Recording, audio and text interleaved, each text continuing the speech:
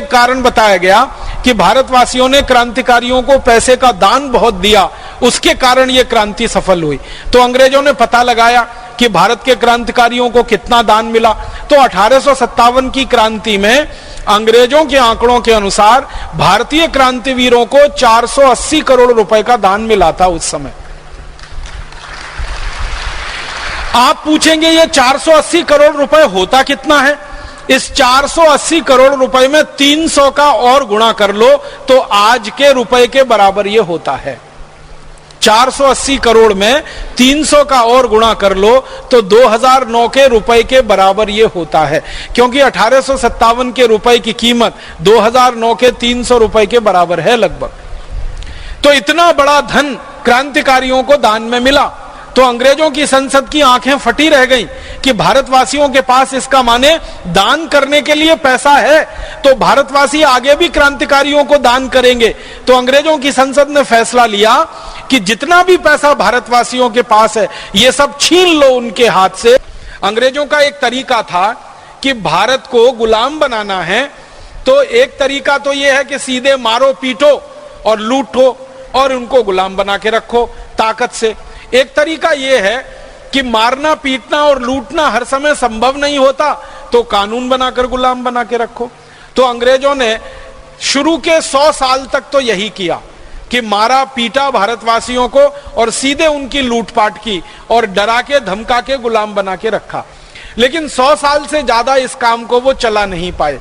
तो फिर उन्होंने दूसरा रास्ता निकाला कि कानून बना के भारतवासियों को लूटो पीटो मारो और इनको कब्जे में करके रखो।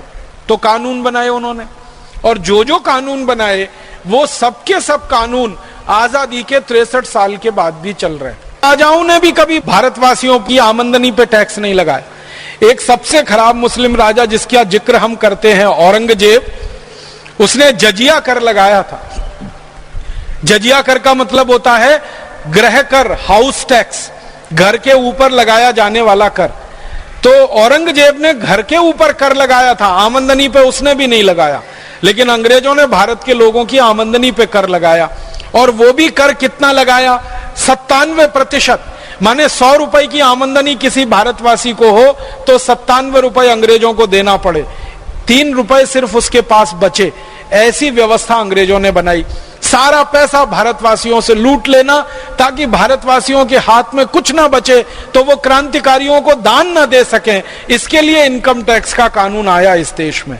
अब मुझे बहुत दुख है ये कहते हुए कि अंग्रेजों ने जो लूटने का कानून बनाया था वो कानून आजादी के 63 साल के बाद भी चल रहा है, इंडियन इनकम टैक्स के नाम से ही चल रहा है, और आज भी भारतवासियों से धन लूटा जा रहा है।